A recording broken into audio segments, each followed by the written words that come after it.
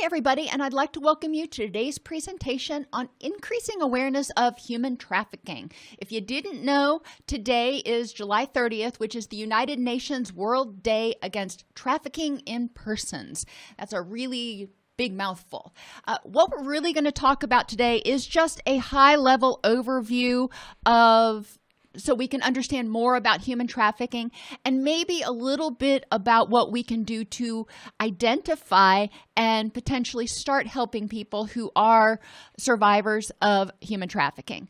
I am your host, Dr. Dawn-Elise Snipes. We're really going to look at the prevalence of human trafficking, talk about what it is, how big of a deal it is, and the biopsychosocial needs of survivors and some of the barriers to care. I'm going to start out with some basic facts. As always, these are just for information purposes only. You're not going to be tested in the class on exact numbers about anything, but I want you to get an idea about the scope of what's going on. Human trafficking is when people are recruited or harbored by threat or force to be exploited for commercial sex or labor. A lot of people, when we think of human trafficking, we think of sex trafficking, but that is not the only form of human trafficking. A victim does not need to be transported anywhere in order to fall under the definition of human trafficking. So if you have somebody in your community who is using threat or force to exploit people for commercial sex or labor, then, human trafficking exists. So the word trafficking really means that there's sort of a financial relationship involved in this whole thing. $9.5 billion is generated in annual revenue from all trafficking activities. And this was a statistic from 2005.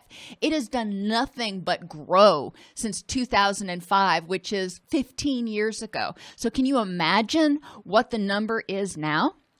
Human trafficking wasn't illegal until 2000. Wow, that shocked me when I found that out.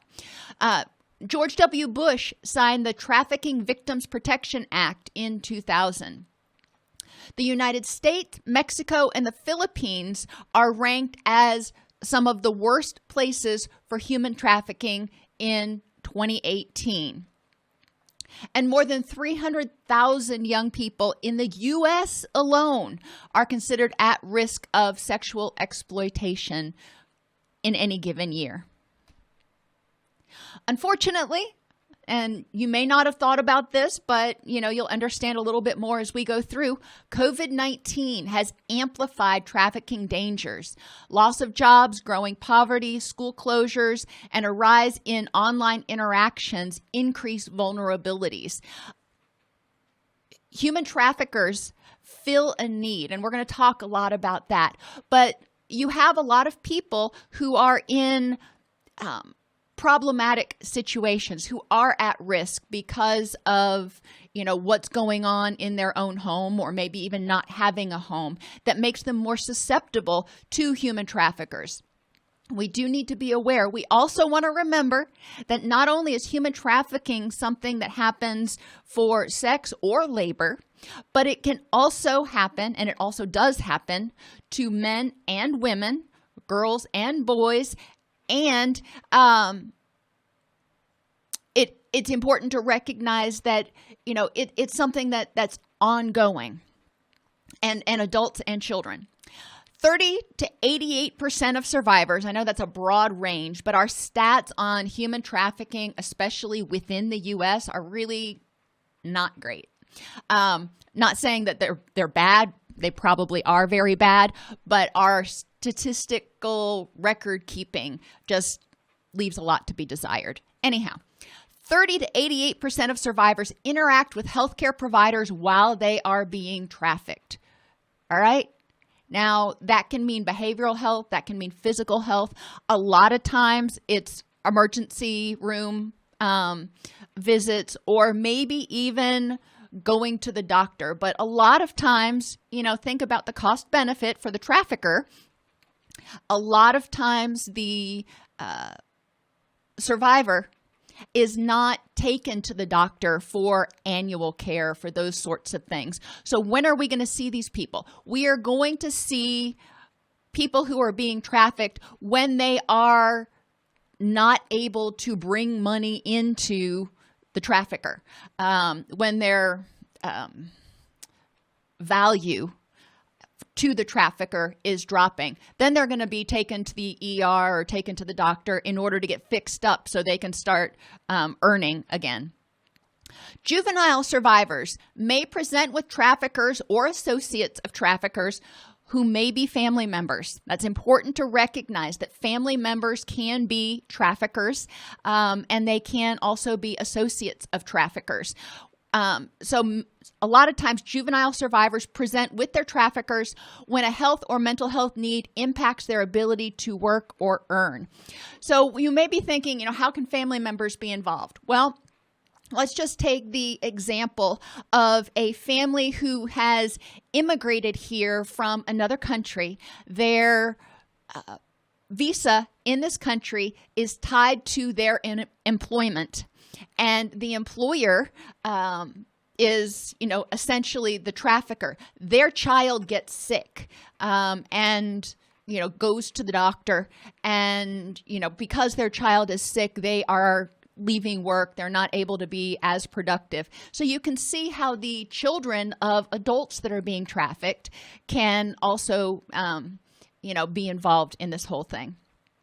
It's important to recognize that 75% of all trafficking is for labor, not sex. Now, there is a whole bunch of sex trafficking. I'm not saying that doesn't exist. But what I am pointing out is a lot of times we grossly overlook the fact of human trafficking for labor. Among survivors from the Americas, 70% of human trafficked survivors are female. Thailand and India both recorded over 90% of survivors to be men, which is kind of interesting.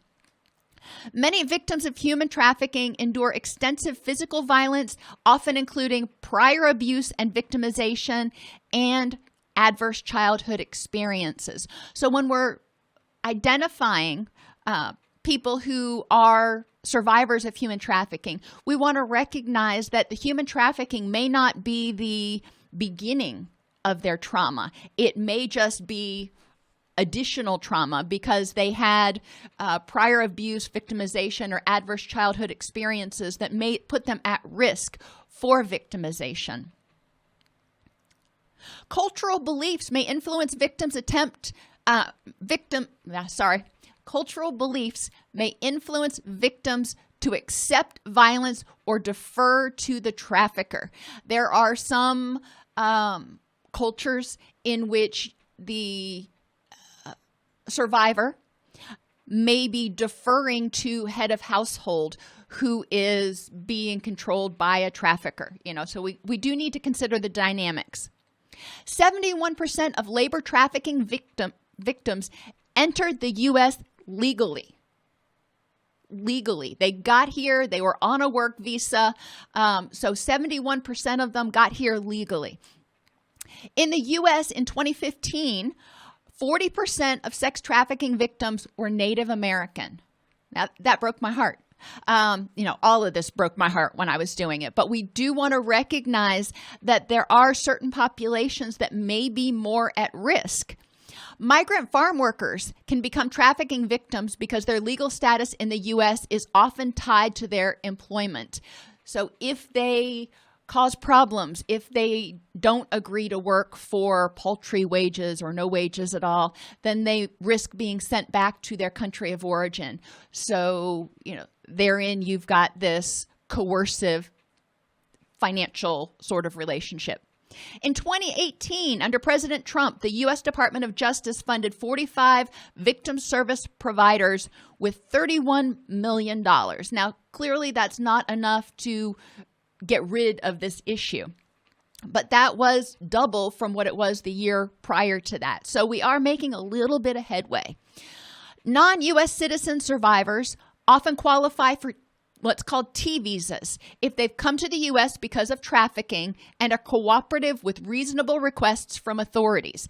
Now, a lot of people want to believe that the T visa is very, very difficult to get because of that clause at the end that says they have to be cooperative with reasonable requests from legal authorities. What I want you to hone in on, and this is super important, there are exceptions. The exceptions are if the person is under 18, they don't have to cooperate. They are able to get a T visa. According to, and if you click on this little hyperlink for OR, it'll take you to the website that explains how they can get a T visa. But if they're under 18, that doesn't apply. If they have suffered psychological or physical trauma and are unable to cooperate with law enforcement because of that trauma. Now, let's think about how many trafficking survivors have not experienced psychological or physical trauma, which may preclude them from cooperating. So I think there's a really large portion of people out there who are survivors of trafficking who are able to get a T visa that, even without providing, quote, cooperating with reasonable requests from legal authorities. It's important to get with your local immigration attorney or agency that helps with these sorts of things in order to get legal consultation in your area. But I really, really feel strongly about making sure that you're aware that there are exceptions. So if it is too traumatic for somebody to cooperate, if they are too terrified, or if they're under 18, those are exceptions to that cooperation clause. Let's talk real briefly about the business of human trafficking, just to kind of understand what it's all about. First, the perpetrator identifies the victim. And victims typically are troubled in some way. And in order for them to be malleable, the perpetrator is able to fulfill a need of some sort. So risk factors, trouble at home. And I want you to remember, we're talking about adults and children. So if there's domestic violence, if there's poverty, there's a lot of things that could be happening. Trouble at home, low socioeconomic status, depression, anxiety, addiction, school failure, unemployment, truant behavior. All of these things set people up to be susceptible to a person who says, I can help you solve your problems. I can kind of be a savior, if you will. So the next step, once they identify somebody that's at risk, somebody that can be manipulated a little bit easier, there are 6 steps to the grooming process. They target the victim. They gain the victim's trust. It's not an immediate, okay, join my band and I'll take care of you and yada, yada. It's a process. And it's actually a pretty long process. So they gain the person's trust. It could be, meeting up and chatting, or a lot of times, especially under COVID, it's chatting online. While they're targeting the victim, gaining their trust, they're identifying the needs that they can fill. The more needs they can fill for a person, the more malleable or the more manipulatable that person is. So think about Maslow's hierarchy. Do they need housing? Do they need a safe place to be? Do they need food? Do they need love? Do they need comfort? Any of those needs the person can fill. Do they need self-esteem? If they don't feel good about themselves, and this trafficker can really pump up their self-esteem and make them feel loved and make them feel worthy, then guess what? They're starting to develop that psychological attachment. Once the person starts filling that need and saying, oh, I've got all these things, let me help you, then they're going to start isolating the victim from their friends, from their family, encouraging the victim to spend less time with their friends and family, and maybe even, discouraging and saying, that person's not, I don't want you hanging out with that person, or I want you to come live with me, whatever the case may be. There's a process. Now, in sexual trafficking becomes the sexualizing the relationship.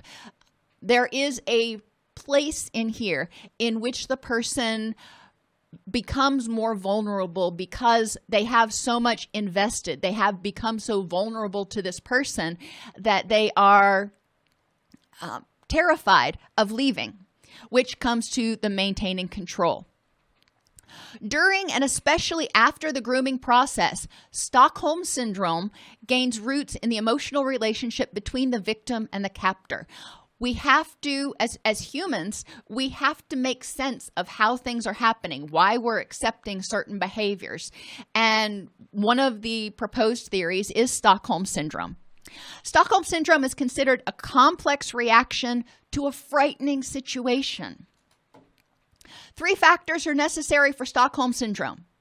The crisis situation, this initial situation in which the person is isolated and starts to become fearful, lasts several days or longer and often includes torture, rapes, beatings, or other methods of control before the victim can be trusted to go out into the community, do what they're supposed to do, and come back. Before the victim can be trusted to not run away. During this period, the perpetrator may use intimidation, and it can be, threats of harming someone's children. It can be threats of harming the person. It can be threats of sending them back to their country of origin if they have been transported somewhere. There can be emotional, physical, sexual, and financial abuse, just like we see in domestically violent relationships. The perpetrator, in this case, is going to make sure that the victim or the survivor, however you want to put it, at this point they're a victim, is emotionally dependent on them, is beaten down, feels like they are unworthy of love and they should be grateful that this person is taking care of them.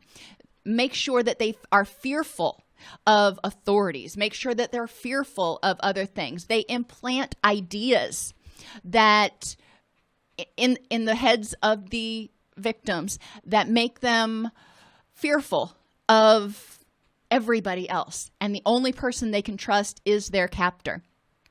There may be physical abuse or sexual, and financially, the perpetrator often controls all of the money.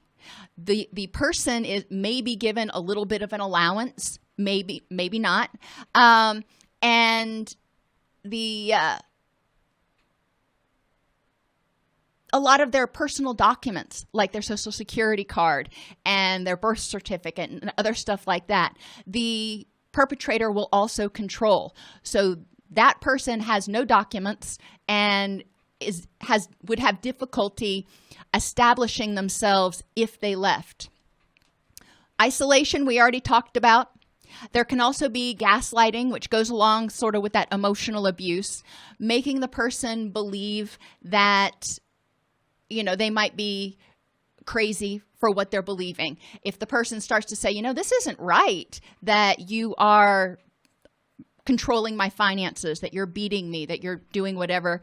And the perpetrator will very often turn it around so the victim ultimately ends up feeling like they deserved what they're getting. The perpetrator will also deny that they're doing anything wrong, and they'll minimize what they're doing. They'll show the person, you should be grateful for everything that I'm doing for you. And they may blame the victim for their own lot in life. The captor stays in personal contact to maintain the trauma bond. It's really important to maintain that emotional connection with the victims in order to maintain control. And part of that is psychological, but part of that is also neurochemical. When they see that person, there is a certain set of emotions. There's a certain set of hormones that are secreted. Some of it may be terror, but some of it may be relief too, because at this point, they may be afraid that they can't survive without the captor. And the third factor is the captor has to show some kind of kindness.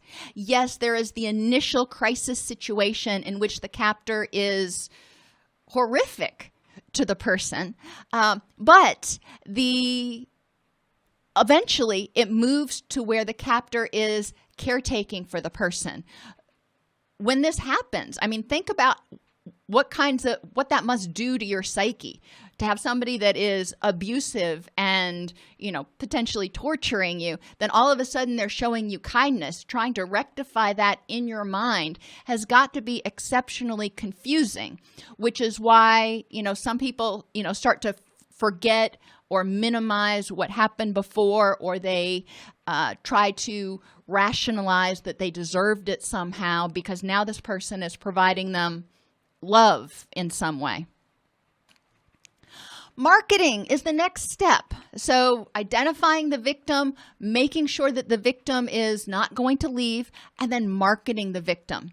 The price for the person is set based on the quality of their goods, how old they are, maybe their appearance, and the market demand. If we're talking labor, and even sex, the younger victims are probably going to be seen as more valuable because they can do more work, because they aren't going to tire as easily as maybe a 60-year-old person would. And the demand in the market, what are people wanting in whatever area that is?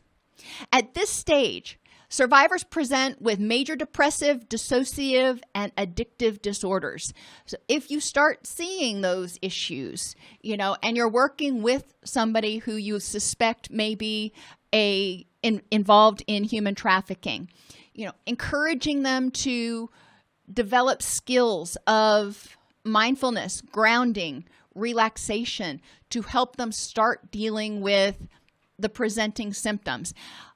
One of the huge challenges is because of the Stockholm Syndrome, or whatever you want to call it, a lot of survivors don't recognize or don't see that they're being abused.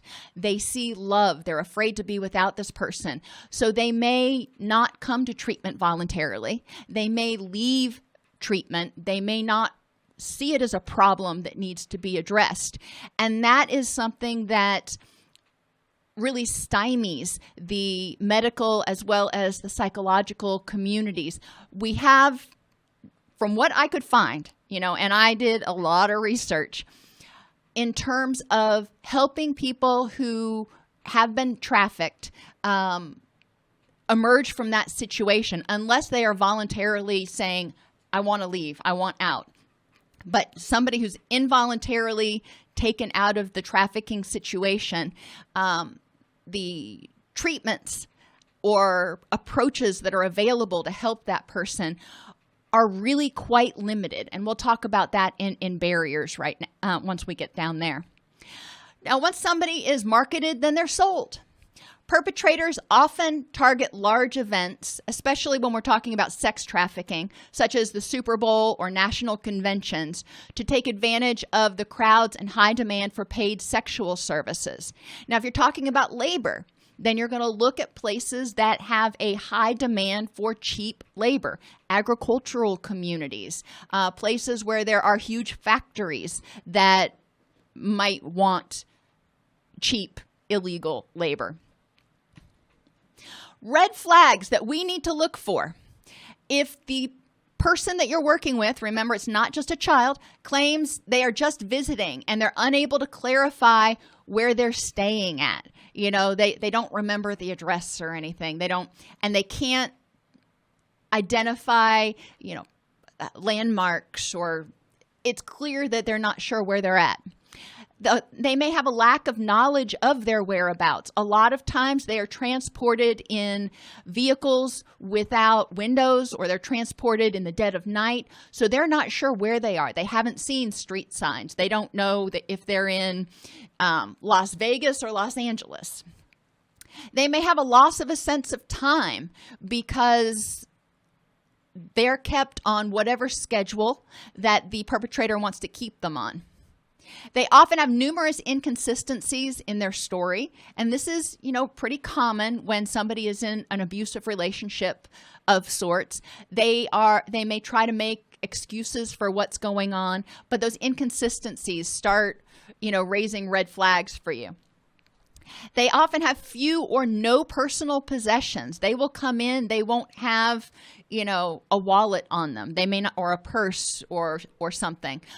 Think about the kids that come into your treatment center or the adults that come into your treatment center. A lot of times they come in and they've got something. They've got a wallet.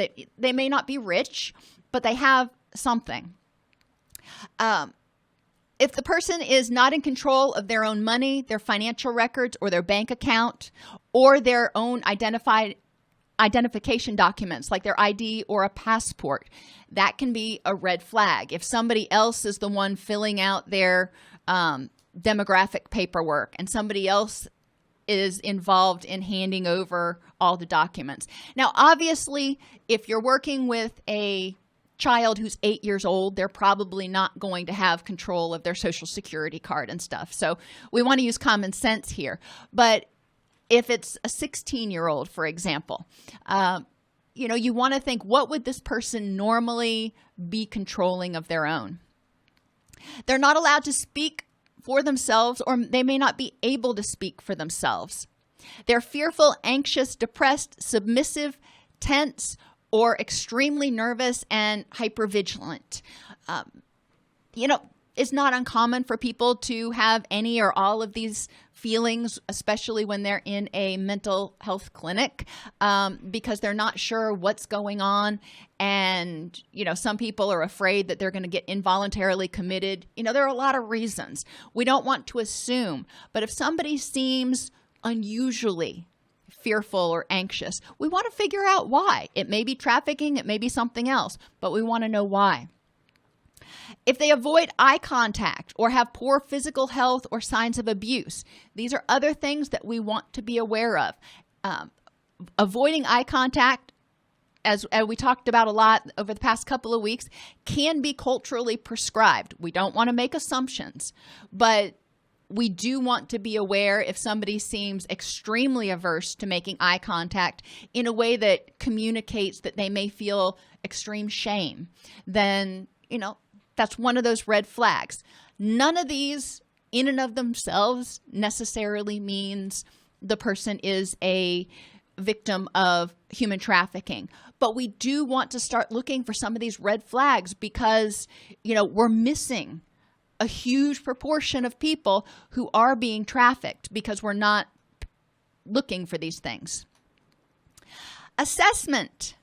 Unfortunately, family-originated trafficking is common in the U.S. So whenever controlling dynamics are suspected and the person is accompanied by somebody else, including family members, if appropriate, have them wait elsewhere. Now, there's a fine line here because culturally, sometimes it is more appropriate to allow the family to be there in the room, but we need to walk this fine line if we feel that the person may be in jeopardy, in danger in some way by their family.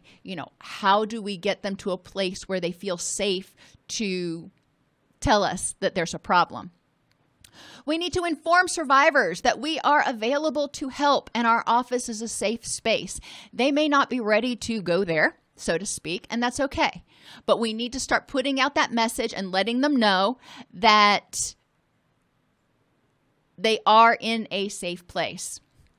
We want to assess people's literacy, their perception of the issue. Do they think they're being abused or taken advantage of? Their relationship to the alleged trafficker. Is it a blood relative? Is it their primary caregiver? Is it somebody that they met on, Backpage or Craigslist or something? What does the survivor hope for out of treatment? They may not want to be depressed anymore, but they may also not see the relationship with their trafficker as a problem. So we need to figure out what is it that they're hoping is going to happen.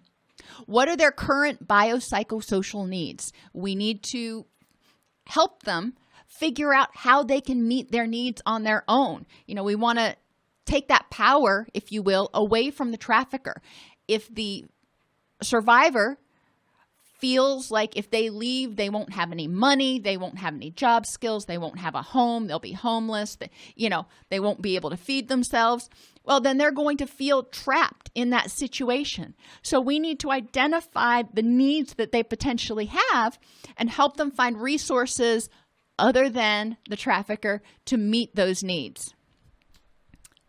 We also want to, and this seems counterintuitive, but it is very important, to reinforce that the client can refuse services. The survivor, the client, whatever you want to call them, has been in a situation for an undetermined period of time in which they've had no voice, in which they've had no power. We don't want to subsume that role and start taking their voice and taking their power from them. We need to create a safe space, and part of safety is empowerment. We want to let them know that, they are in control of the situation. Physical symptoms that we want to look for: pain, fatigue, panic, sleep disruption. This is pretty common in people who've been traumatized. Trauma and mood symptoms that to pay attention to include dissociation, flashbacks, agitation, and depression. Another thing that you'll want to look for, and that's really common in people who are being trafficked, is non-suicidal self-injury. And so look for any cutting, any picking that you might notice that may indicate that the person is trying to cope by any means necessary. And substance misuse is also very, very common, to try to numb or escape from the situation. So, barriers to care. There are a lot of them, unfortunately. And, I could make 7 slides with barriers to care. But here are some of the most problematic issues. The public and family's unwillingness to view the victims as victims rather than willing participants.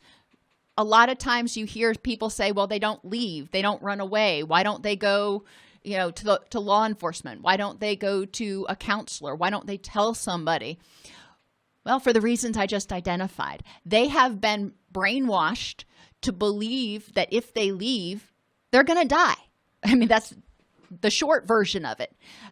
Whether it's they're going to die because the perpetrator will come after them and kill them, or that they are unlovable and will be unable to meet their basic needs on their very own, so they should be grateful to the perpetrator. There are a lot of reasons that the participant may go back to that person, go back to that situation, even though, from an objective standpoint, people who are outside of that immediate dyad can often see that it is a very dysfunctional situation. We need to dispel the myth that people are happy in their current situation and they're staying willingly. We want to look at what's causing them to stay in that situation. Another barrier is from the medical community, law enforcement, and behavioral health. When those professionals see survivors' behaviors as resistant. Well, this person is not wanting to do the work they need to do to get better, to leave the situation, so they must be resistant. Well, let's look at it. Number one, do they even have the energy to be able to focus on that? Where's their HPA axis? Where's their health? Number two, we know behavior is a form of communication. And if they are not doing what we ask them to do, it could be because they're afraid that they don't have the skills or tools to make it happen. It could be because the threat of leaving that situation is far greater than the threat of staying in that situation. We need to ask ourselves, what is this person's behavior telling us? Why is it that going back to that situation is more rewarding or is safer than leaving it?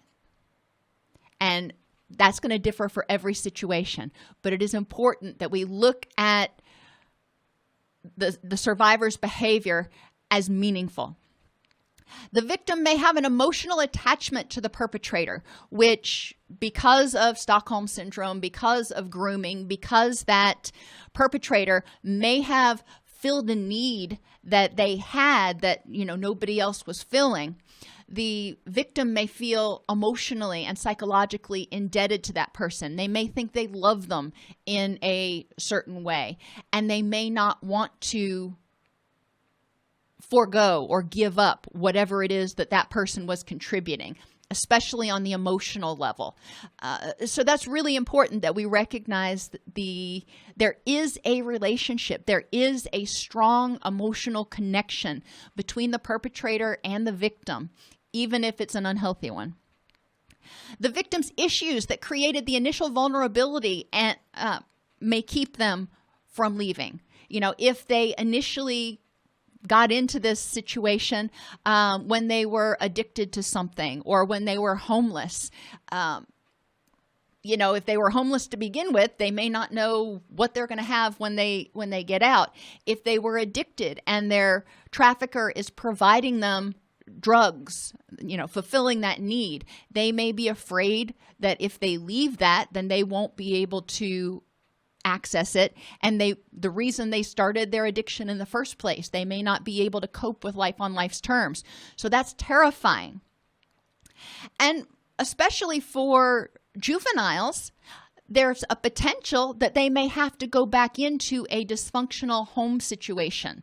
They feel like they escaped from that, still exists. So if they leave their perpetrator who's been protecting them, shielding them from, maybe an emotionally abusive or physically abusive home life, if they leave that and they're still a juvenile, they may end up being put back in that caregiver's placement custody. And that can be a reason that especially a juvenile may not want to go. They may feel like they have a lack of skills and resources for independence. And sometimes they do, sometimes they don't. If somebody has been trafficked here from another country, they may not speak English.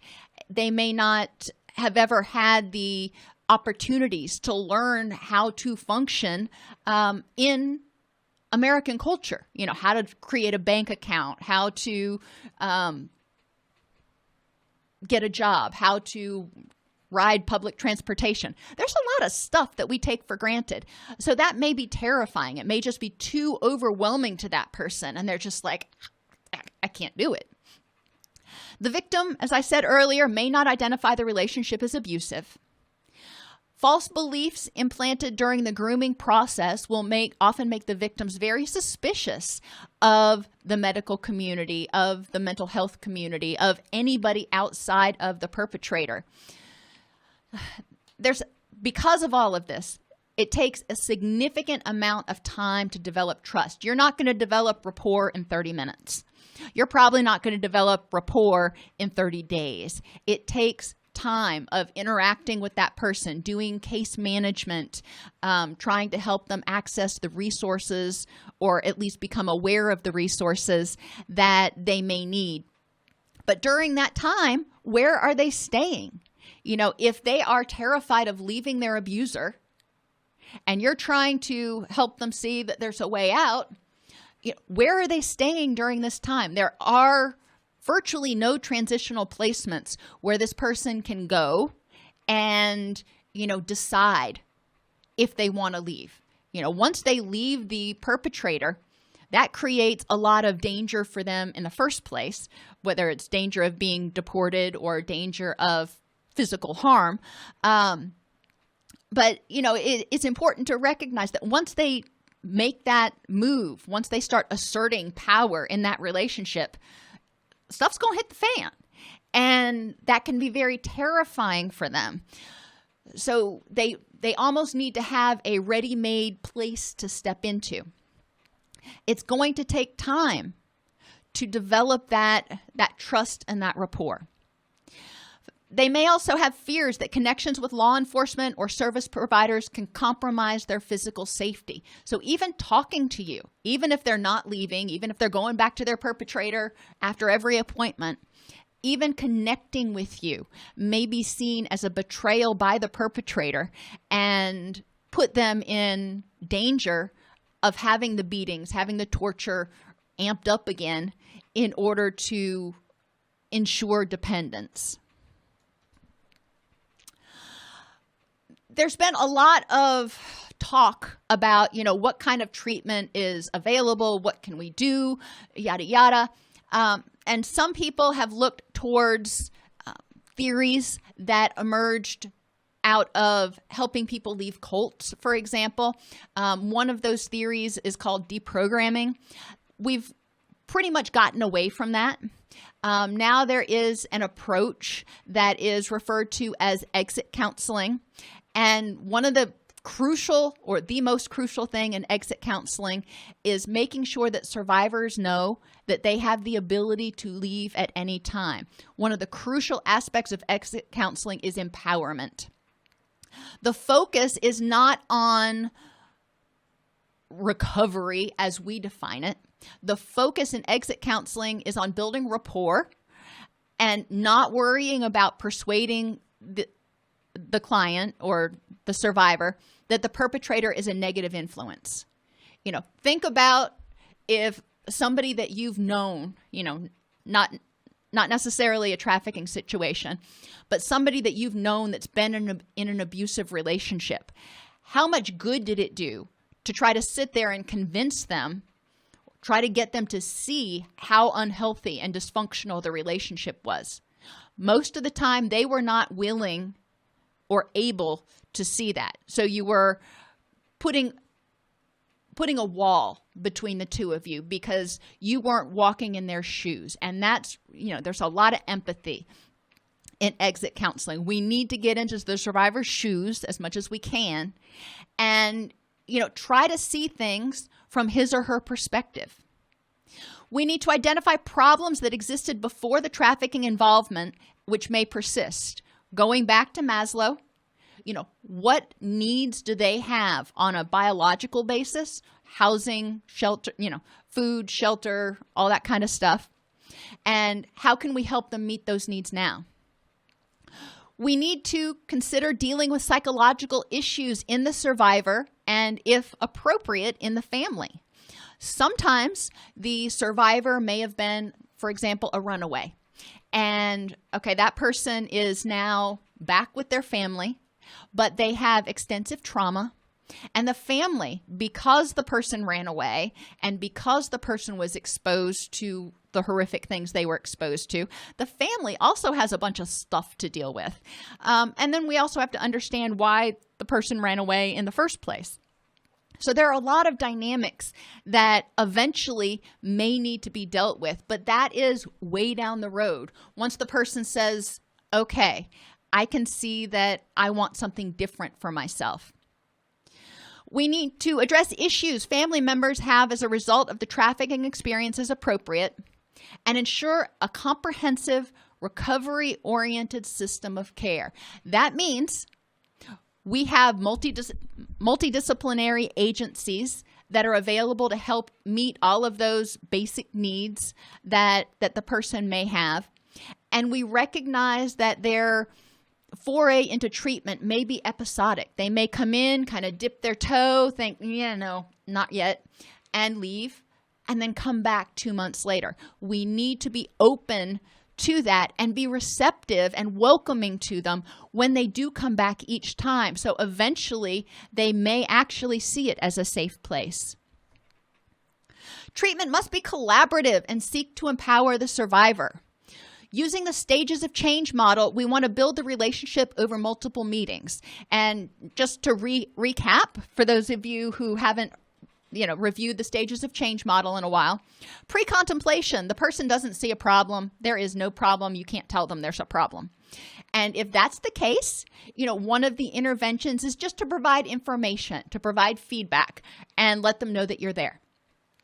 Contemplation. The person recognizes that there might be a problem, but it is too overwhelming for whatever reason, or they're not ready to make a change. Again, in this stage, they see that there's a problem, so we may want to provide feedback about, the consequences that the situation is having on their life, provide feedback about options that are available, but, now's not the time to push them to, start therapy. We're still in a rapport building phase. Preparation or determination, depending on what you want to call it. The third stage, the person recognizes there's a problem. They know they need to do something, and they start evaluating their options. So this is when they're coming in and going, okay, there might be something to this, but I'm terrified. I have no idea how to make this happen. I'm afraid I won't survive. Okay, then we can present more options, and we can start helping the person connect with lifelines so they can get those basic needs met. Now, they may not be ready to start yet. They're getting their plan in place. And in the action phase, they come in and they go, all right, let's do this. I'm done. I'm ready to be happier, be healthier, be safer.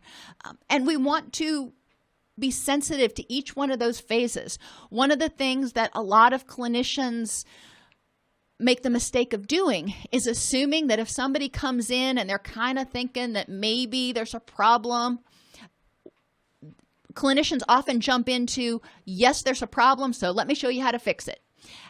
And that's not where the person is. When they're thinking maybe there's a problem, then we want to use some Socratic questioning to help them start evaluating for themselves. How much of a problem is there? And what do I need in order to take the next step toward getting ready for treatment?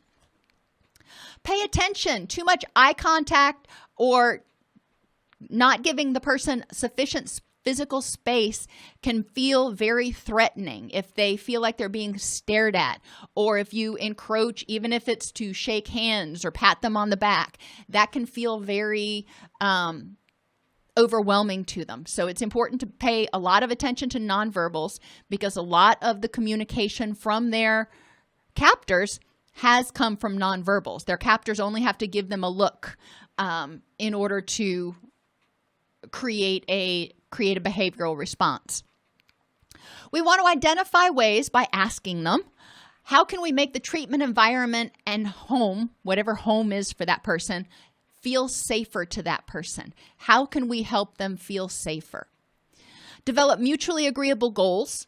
So if the person's not ready to leave that relationship, okay, what brought them to your office, and, how can you help them in a way that's meaningful to them right now? And that's really hard for a lot of clinicians to, say, okay, you're not ready to work on that issue yet. Let's talk about this thing over here.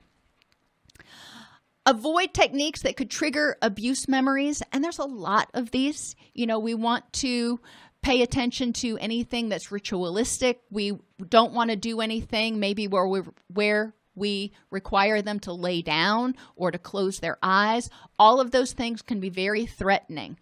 One of the tenets of working with survivors of human trafficking is to use a trauma-informed approach. We need to be cognizant of everything that we do and ask ourselves, in what ways might this have been a dangerous situation, or indicated the beginning of a dangerous situation to this person. Even in residential, for example, if sometimes people won't want to sleep with the lights completely out because that is terrifying to them, or they may want to sleep with the door locked, or we need to look at our agency procedures and how we can work to help the person feel safe within agency safety guidelines. And we want to, as the person gets ready to start making a change, emphasize the relationship between their physical symptoms and their traumatic experience. Help them understand how their emotions, how their physical symptoms make sense, if you will, in terms of a reaction to their trauma. Psychological issues that we may need to address. Self-sufficiency. Whether it's somebody who is from the United States or not from the United States, we need to make sure that they have the ability to meet their basic biological needs: food, shelter, medical care. Self-esteem has been obliterated in this violent relationship. So they're going to need to reestablish a sense of self-esteem and feeling okay. And part of that is just general self-esteem building. Part of that will be addressing some of the messages that the abuser implanted in them about, their lack of goodness of a person. And part of that, it may be addressing shame issues surrounding the trauma. They need safety. This is another huge issue. A lot of times, traffickers are not happy when their victims leave. And there can be a significant amount of threat of danger. So we need to make sure that the person is safe. There's going to be potentially mental health issues, addiction issues, and post-acute withdrawal syndrome. And post-acute withdrawal syndrome can last for up to a year. And as the body rebalances the neurochemicals and heals itself after being exposed to, especially addictive substances. There are issues of shame and trauma. Remember that trauma may not be just from the trafficking. It can also be from whatever caused them to be vulnerable to trafficking in the first place. They may need assistance with affect regulation. If you've been to any of my other classes on HPA axis dysregulation, being in a traumatic situation for a long period of time, the HPA axis, the threat response system, gets out of whack. Clinical term there. And people will often go from what I call flat to furious. A lot of times they feel blah. Their body is just kind of conserving energy. They're not happy, they're not sad, they're just kind of fatigued and blah. But when there is a threat, they go from 0 to 250 like that, and they go to furious. They're either terrified or rageful or extraordinarily depressed. There's no middle ground. It's extreme. So they may need assistance learning how to regulate their affect until their HPA axis is more regulated on its own. Relationship skills are often important. Resiliency skills, helping them learn how to bounce back and deal with distress, because not every day is going to be a good day. Coping and distress tolerance skills, and addressing isolation by helping them connect with peer support groups and just establish social supports in the community. Biopsychosocial needs, or biosocial needs, we just did the psycho. Basic needs, food, that one I keep saying, but another one that we often don't think of, clothing. A lot of survivors don't have any clothing. We need to help them get changes of clothes so they can, when they shower, they can put on something clean.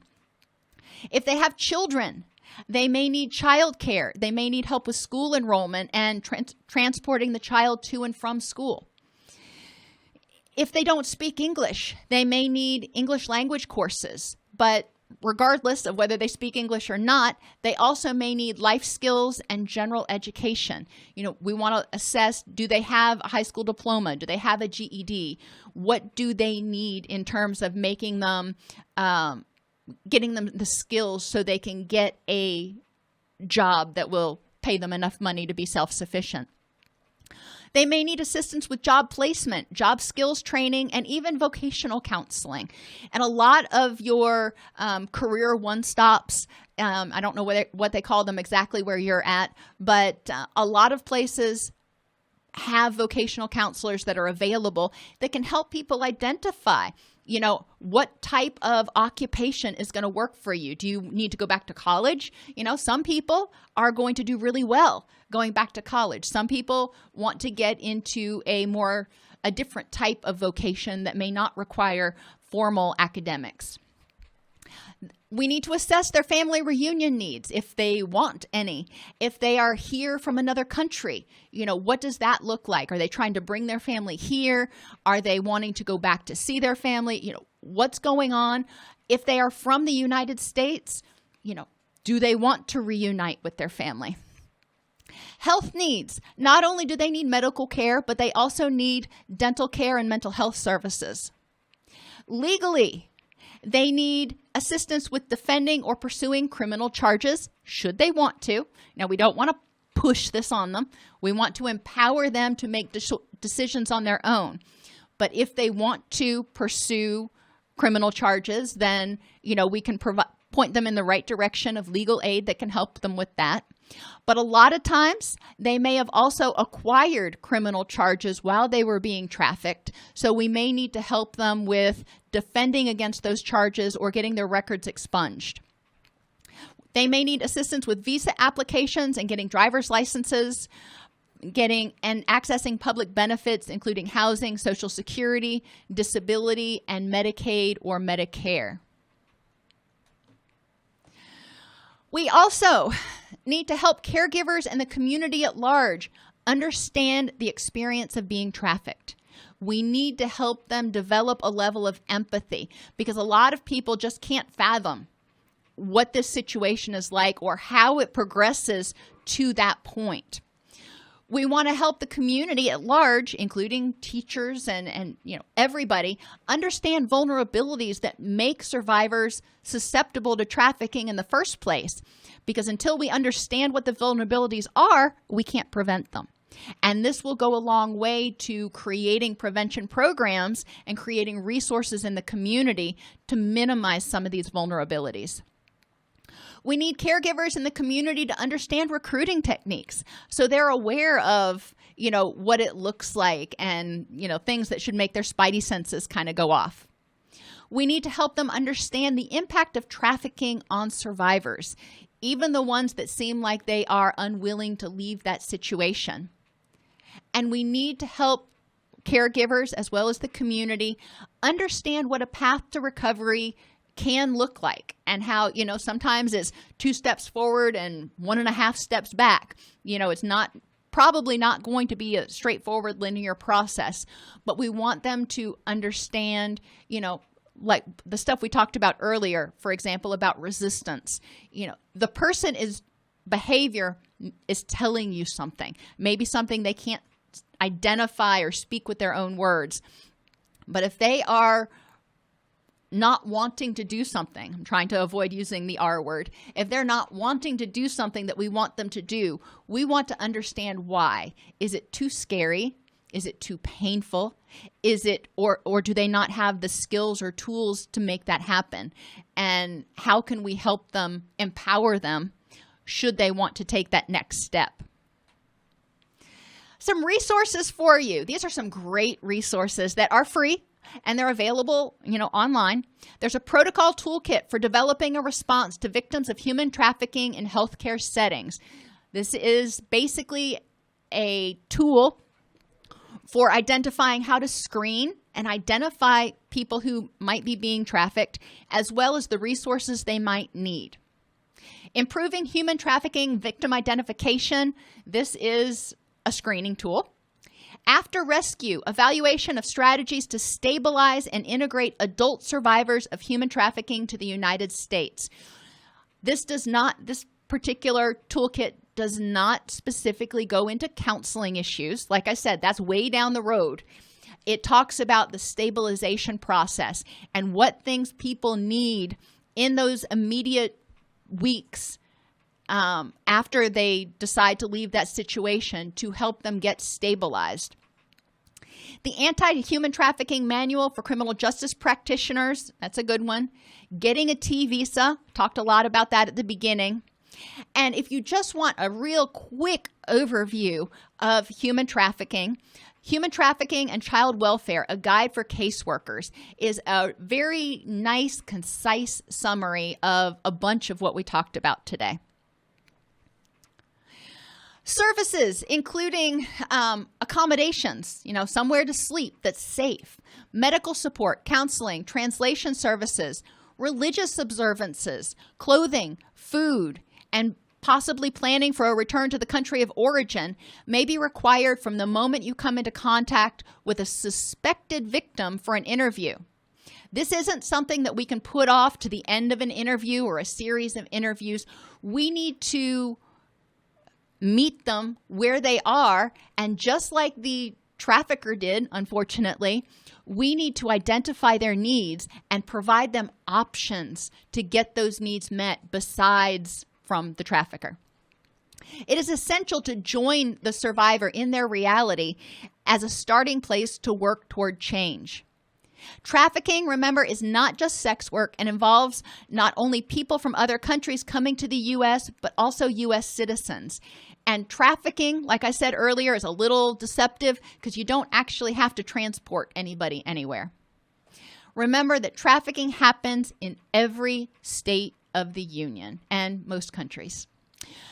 All right, well, that was a really depressing presentation, but it's important to recognize that this problem exists, and we as frontline practitioners are in the prime place to identify people who are being trafficked and provide them, options. But we're also in a prime situation to identify vulnerabilities that make people more vulnerable to trafficking and work in our communities to create prevention programs to reduce those vulnerabilities so we reduce trafficking. All righty. Thank you for being with me today.